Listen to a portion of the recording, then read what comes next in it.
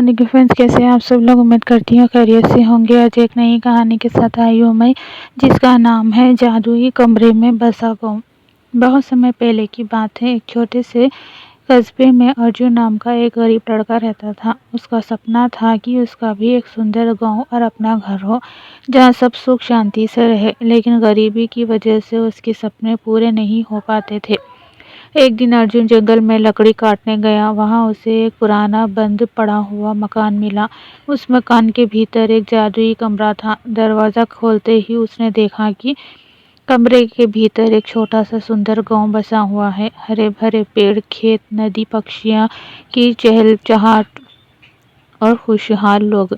कमरे की दीवार पर लिखे शब्द थे, जो इस गांव का भला करेगा उसका जीवन भी बदल जाएगा।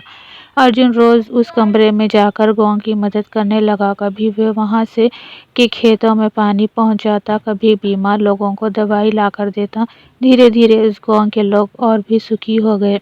कुछ दिनों बाद उस कमरे का जादू अर्जुन असली जीवन में भी उतारने लगा। उसके घर में धन धान्य भर गया। उसकी झोपड़ी सुंदर घर में बदल गई।